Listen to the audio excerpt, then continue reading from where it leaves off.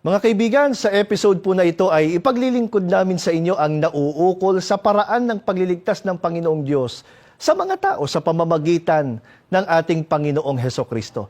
Ang kaligtasang tinutukoy namin ay ang kaligtasan sa parusang walang hanggan pagdating ng araw ng paghuhukom. Ang paraang ito ay hindi nakabatay lamang sa aming opinyon, kundi sa turo ng Biblia. Kung paniniwalaan lamang ng lahat ang kaparaan ng itinuturo ng Biblia, ay walang dahilan upang ang sino man ay mapahamak. Yan po ang ating tatalakayin sa aming pagbabalik na makakasama naman natin ang kapatid na Orly de Guzman, isa ring ministro ng Ebanghelyo.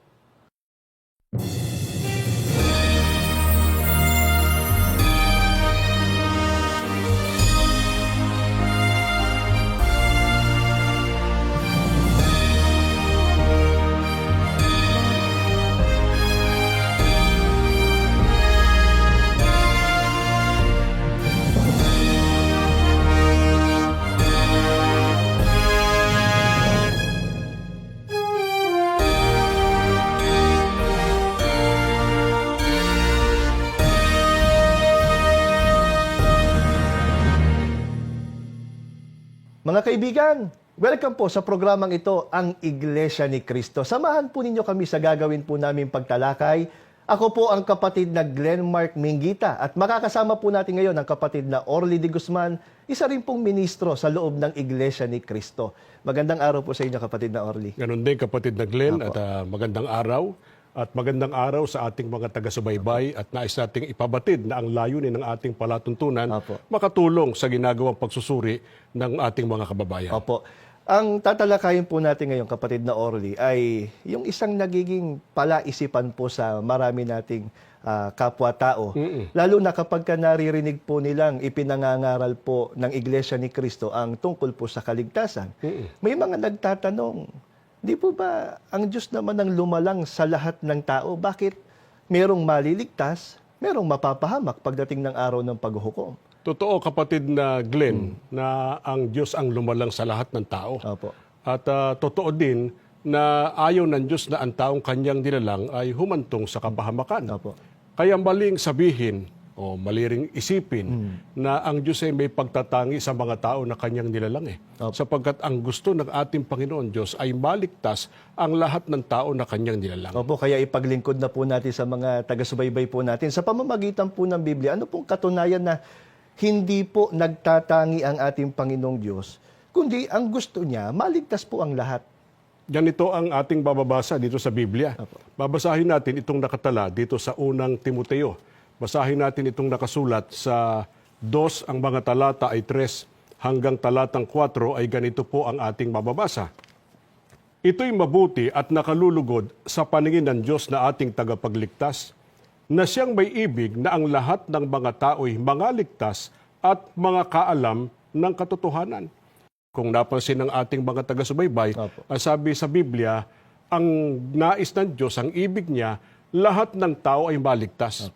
Pero niliwanag din sa talatang ito na binasa natin, kapatid na Glenn, na para ang tao ay maligtas, magtamo ng kaligtasan, may proseso na dapat pagdaanan.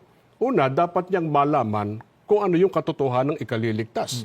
At dapat niyang sundin o ganapin yung katotohanan na ikapagtatamo niya ng kaligtasan. Opo, ngayon alamin po natin, alin po yung katotohanan na yun na dapat pong malaman ng tao at dapat sundin ng tao na naghahangad po ng kaligtasan. Nililiwanag din yan sa Biblia kung alin yung katotohanan dapat malaman ng tao, dapat ganapin ng tao para siya ay magtamo ng kaligtasan. Sinasabi yan dito sa 2 Samuel. Sa 7, ang talata ay 28, ganito nakasulat. At ngayon, O Panginoon Diyos, Ikaw ay Diyos, at ang iyong mga salita ay katotohanan. Ang katotohanan po na dapat malaman ng naghahangad ng kaligtasan ay ang mga salita ng ating Panginoon Diyos. Eh baka po ang naitatanong naman ng mga nanonood po sa atin ngayon, ang Diyos pala ang may ibig na ang lahat ng tao maligtas. Bakit po merong mga mapapahamak? Sinasabi rin sa Biblia kung ano dahilan kung bakit, bagaman gusto ng Diyos na maligtas ang lahat, bakit merong hahantong sa kapahamakan. Opo. Ganito ang sinasabi, mga mahal po namin kaibigan, dito po sa 2 Tesalonica, sa 2, Ang mga talata po ay 11 hanggang talatang 12.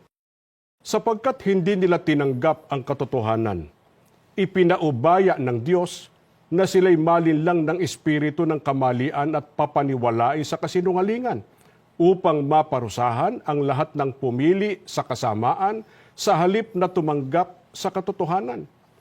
Dito sa binasa natin, kapatid na Glenn, meron lamang dalawa na maaaring pagpilian ng tao. Katotohanan, kasinungalingan. Yung maliligtas, tumanggap sa katotohanan. Opo.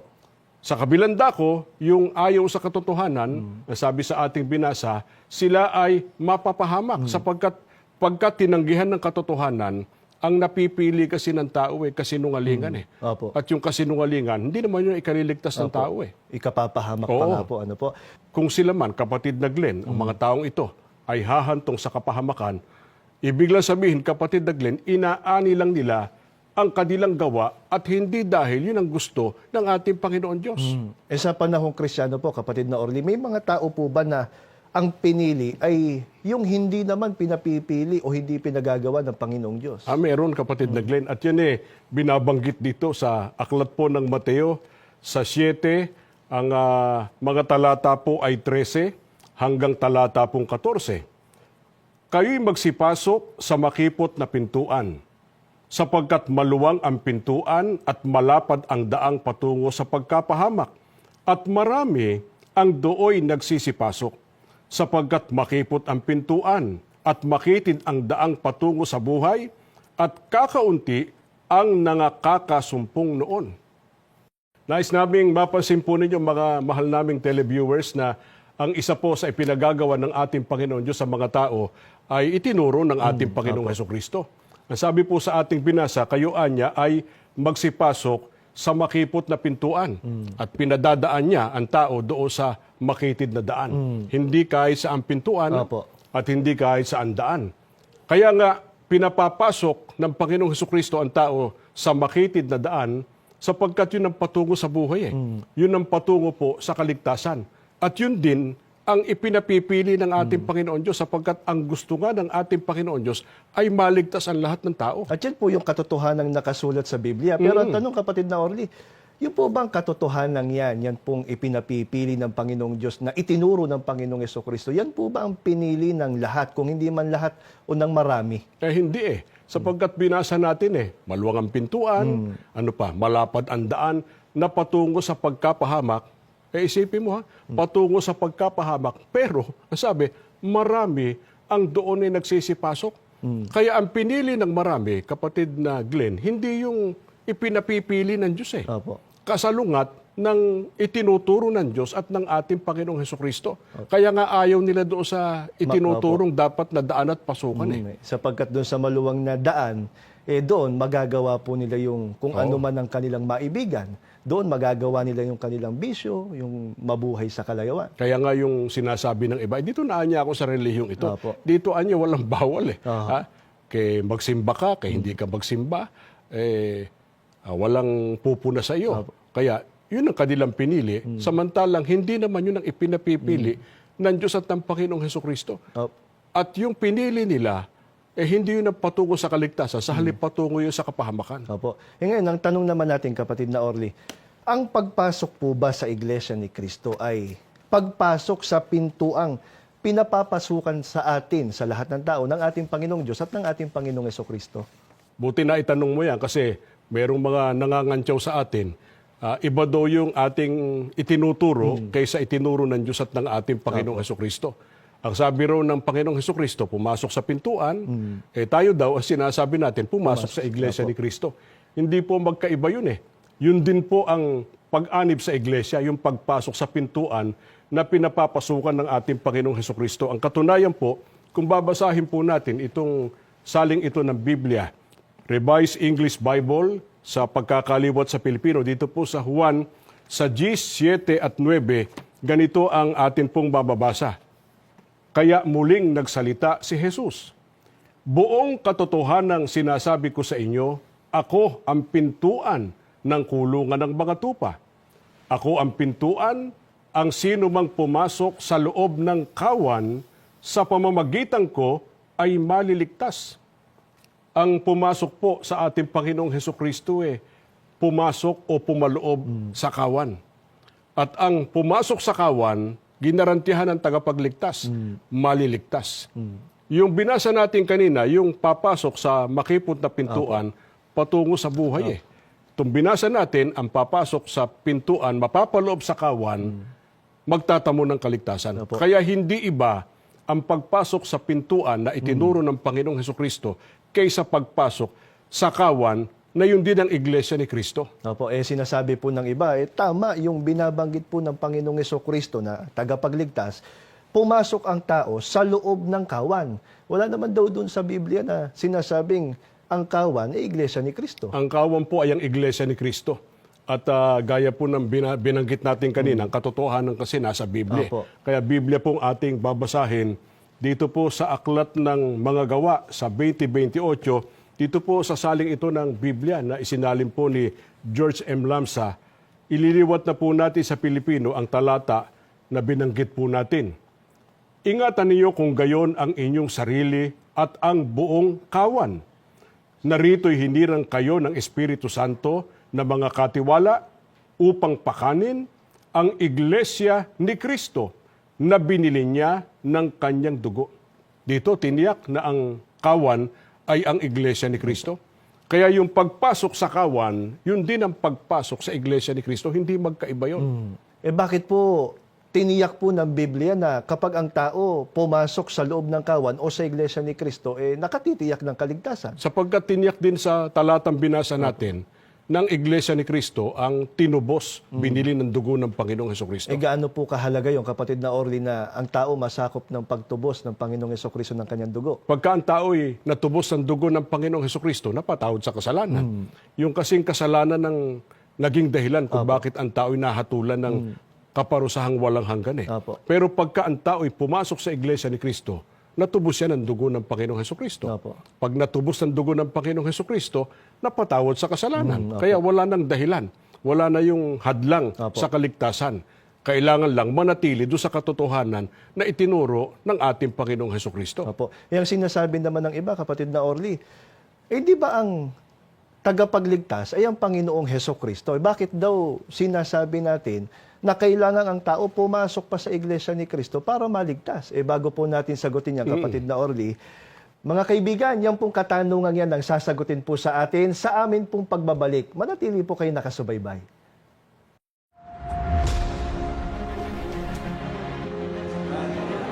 I can speak for the whole congregation. We're so ecstatic when we heard the good news. You don't see it in my face. It's in my heart. I'm very ecstatic.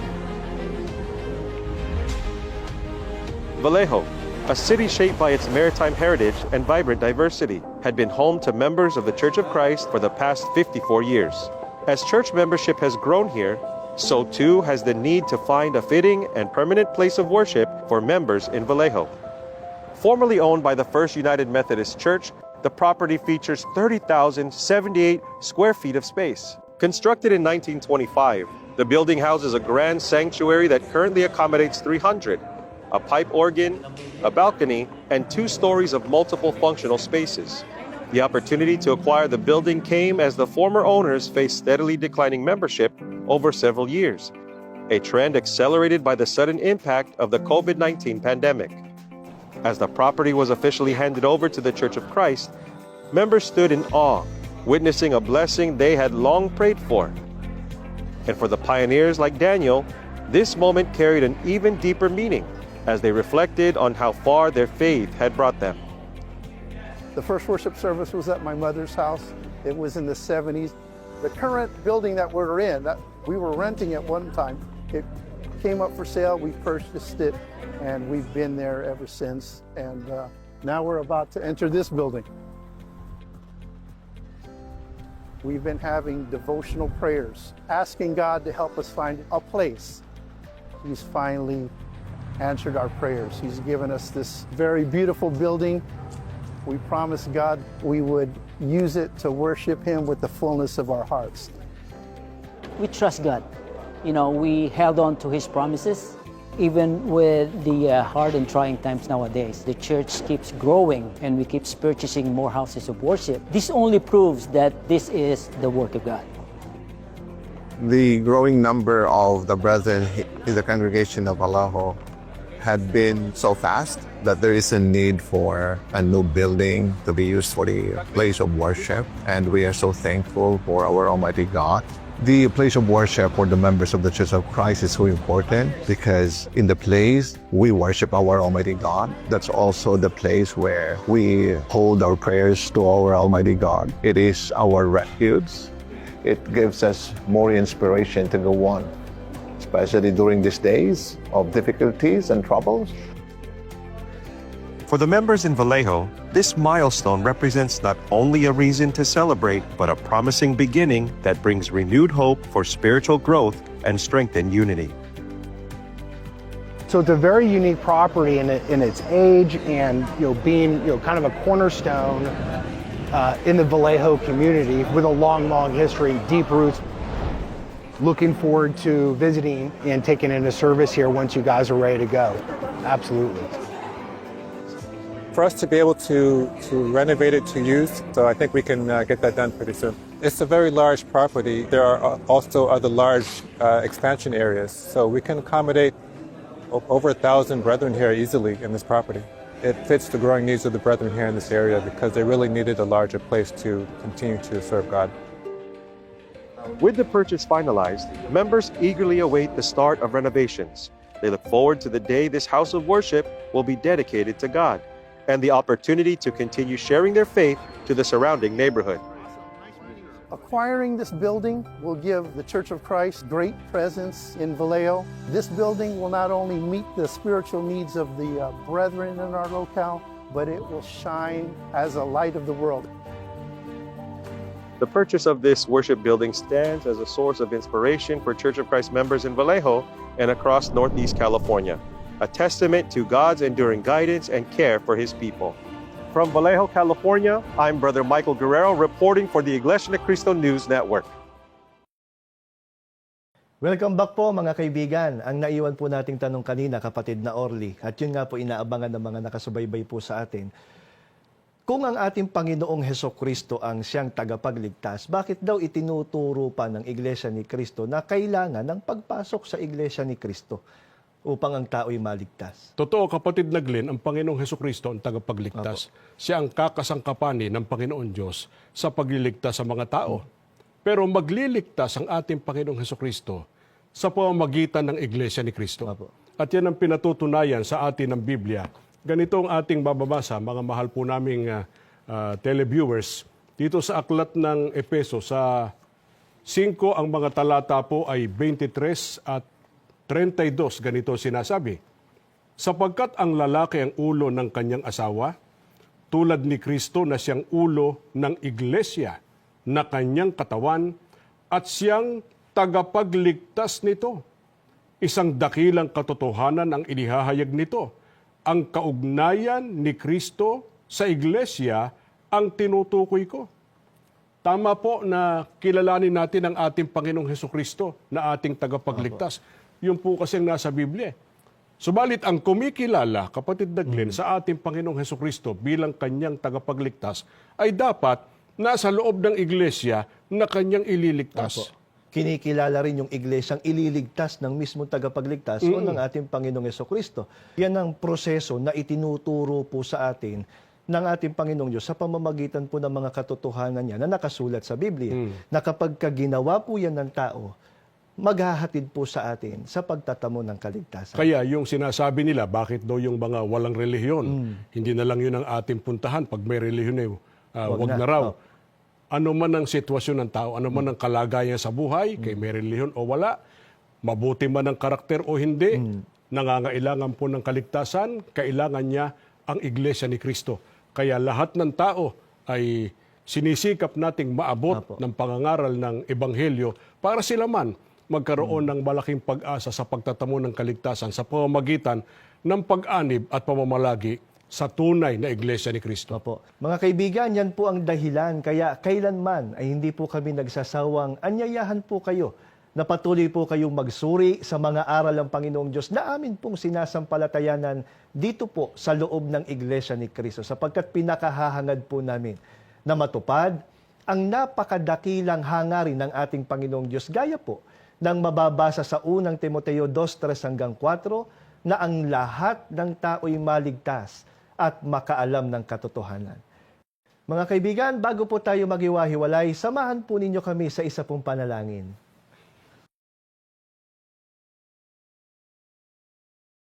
Panginoon po na aming Diyos, banal at makapangyarihan ka po sa lahat. Amen. Salamat po ng napakarami sa iyo, Ama. Opo. Muli mo pong ginamit na mabisang kasangkapan ng palatuntunang ito Opo. upang makarating sa mas marami pang mga tao ang iyong mga katotohanan Opo. na sinasampalatayanan po namin sa loob ng Iglesia ni Cristo. Amen. Ipinaunawa po sa amin sa pagkakataong ito. Ikaw po ang unang-unang may ibig na kaming mga taong nilalang mo, magtamo ng pangako mo pong kaligtasan. Nawa, Ama, ang mga katotohanan pong narinig namin sa pagkakataong ito, ang siyang sampalatayanan ng aming mga taga-subaybay. Amen. Kung loloobin mo po, makasama namin sila sa tunay na paglilingkod Opo. sa loob ng Iglesia ni Cristo. Makasama po namin silang magmamana ng mga pangako Opo. mo, ang pagtatamo po ng pangako mong kaligtasan. Pakibasbasan mo po ang kabuuan ng Iglesia Amen. sa pangunguna po ng aming tagapamahalang pangkalahatan. Amen. Magalang po naming pakiusap ang lahat sa pangalan po ng Panginoong Hesukristo. Amen. Amen.